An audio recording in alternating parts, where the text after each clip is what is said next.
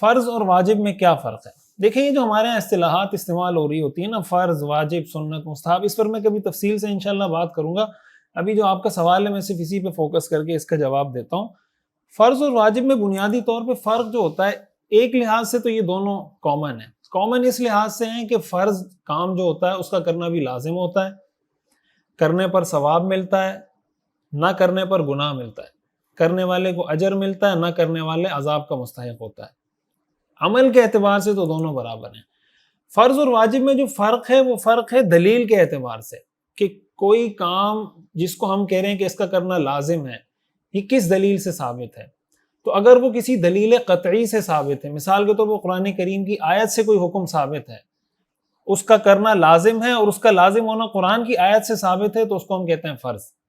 لیکن اگر کوئی کام ایسا ہے شریعت میں جو لازم ہے، اس کا کرنا ضروری ہے، کرنے پر ثواب ملے گا، نہ کرنے پر گناہ اور عذاب ہوگا، لیکن اس کے لازم ہونے کا جو ثبوت ہے وہ نص قطعی سے نہیں ہے، نص ظنی سے ہے. مثال کے طور پر حدیث سے ہے، خبر واحد سے ہے. تو ایسی صورت میں لازم تو یہ کام بھی ہے لیکن اس کو ہم واجب کہتے ہیں. تو گویا فرق اس چیز میں ہے کہ فرض کی دلیل، فرض جس دلیل سے ثابت ہوتا ہے وہ دلیل قطعی ہوتی ہے، واجب جس دلیل سے ثابت ہوتا ہے وہ دلیل ظنی ہوتی ہے. یہی وجہ ہے کہ فرض کا انکار کرنے والا وہ دائرہ اسلام سے نکل جاتا ہے، اس لیے کہ وہ دلیل قطعی سے ثابت کسی چیز کا انکار کر رہا ہوتا ہے. اور واجب کا انکار کرنے والا اس کو فاسق اور گمراہ تو قرار دیا جاتا ہے اگر وہ اس کا انکار کر رہا ہو واجب کا، تو لیکن اس کو کافر نہیں قرار دیا جاتا. تو بس یہ اس میں بنیادی طور پہ فرق ہے. لیکن عام لوگوں کے اعتبار سے، عمل کے اعتبار سے آپ یہ ذہن میں رکھیں کہ فرض واجب میں کوئی فرق نہیں ہوتا، فرض کا کرنا بھی ضروری ہے، واجب کا کرنا بھی ضروری ہے. حضرت میرا سوال تھا، ماں کے پیٹ میں اگر بچہ فوت ہو جائے 8 ماہ کا، کیا اس کا نام رکھنا چاہیے؟ دیکھیں بچے کا نام اس وقت رکھا جاتا ہے جب بچہ زندہ پیدا ہو، یعنی اگر اس کی پیدائش ہو جائے اور پیدا ہوتے وقت وہ زندہ ہو تب تو اس کا نام بھی رکھا جاتا ہے، نماز جنازہ بھی پڑھی جاتی ہے. لیکن اگر بچہ پیدا ہی مردہ ہوا ہے تو پھر نہ اس کی نماز جنازہ پڑھی جاتی ہے نہ اس کا نام رکھا جاتا ہے. تو 8 ماہ کا بچہ پیٹ میں ہی فوت ہو گیا، اس کا مطلب پیدائش کے وقت وہ زندہ نہیں تھا، لہٰذا اس کا نام نہیں رکھا جاتا. مفتی صاحب اگر فرض نماز میں امام کو مقتدی لقمہ دے اور امام سجدہ سہو نہ کرے تو کیا سب کو نماز دہرانی پڑے گی یا نہیں، اور اس کا کیا حکم ہے؟ دیکھیں اگر سجدہ سہو لازم تھا اور سجدہ سہو نہیں کیا، سب کو دہرانی پڑے گی، اور اگر لازم نہیں تھا آپ ویسے ہی کہہ رہے تو پھر کسی کو نہیں کرنا پڑے گا. اگر کسی شخص کی مادہ منویہ کو ڈاکٹر نے چیک کرنے کے لیے مانگا تو کس طرح سے نکال کر دیں؟ یہ جو ایک سیمن انالیسس ٹیسٹ ہوتا ہے، بعض اوقات یعنی کسی کے بچے نہیں ہو رہے، اولاد نہیں ہو رہی، تو ڈاکٹر ان کو کہتے ہیں کہ بھئی آپ کے مادہ منویہ کا ٹیسٹ ہوگا.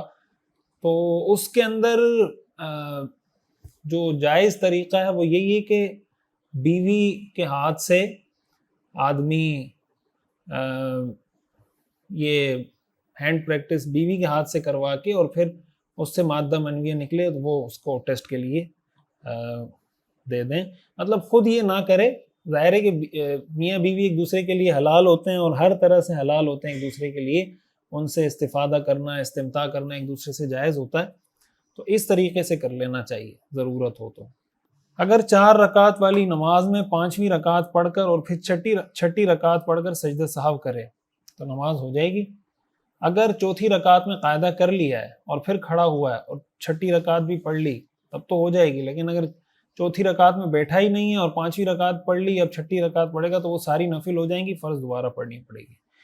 مفتی صاحب اسکول میں کتاب فہم القرآن پڑھی جاتی ہے جس میں قرآن کا پہلا سپارہ، اس کا ترجمہ اور تفسیر لکھی ہوئی ہوتی ہے، اس کو بغیر وضو پڑھا جا سکتا ہے؟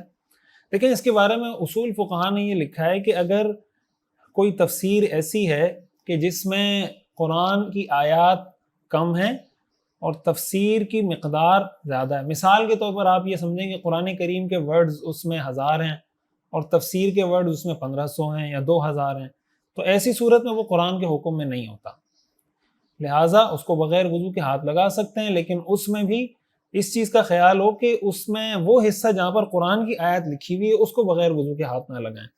لیکن اگر ایسا ہے کہ اس میں قرآن کی جو تفسیر ہے وہ قرآن سے زیادہ نہیں ہے، قرآن کے برابر ہے یا قرآن سے کم ہے، تو ایسی صورت میں مکروہ ہے کہ آپ اس کو بغیر وضو کے ہاتھ لگائیں، پھر وضو کر کے ہی اس کو پڑھنا چاہیے۔ اور ویسے بھی یعنی اگر تفسیر زیادہ بھی ہو ایسی صورت میں بھی جیسے میں نے کہا جائز ہے، لیکن بہرحال ادب کا تقاضا یہی ہے کہ آپ قرآن کریم جب پڑھیں تو آپ وضو کر لیں۔ جب ترجمہ آپ پڑھ رہے ہیں، تفسیر پڑھ رہے ہیں، تو جب آپ وضو کر کے بیٹھیں گے نا تو آپ ایک الگ توجہ نصیب ہوگی، ایک الگ آپ کی جو اٹینشن ہے، ایک فوکس ہے آپ کا، وہ جس طریقے سے اعلیٰ طریقے سے کام کرے گا۔ ویسے روٹین میں چلتے چلتے جو کام کر رہے ہوتے ہیں وہ والا اس سے بہت بہتر ہوگا۔ اور قرآن کا ادب بھی یہی ہے کہ قرآن کو پوری توجہ کے ساتھ پڑھا جائے، لہٰذا اگر کسی صورت میں جائز بھی ہے بغیر وضو کے ہاتھ لگانا تو لگانا نہیں چاہیے، وضو کر کے ہی پڑھنا چاہیے۔ لیکن یہ ہے کہ کہیں پڑھنا پڑ جائے تو حکم وہی ہے جو میں نے آپ کو تفصیل بتا دی۔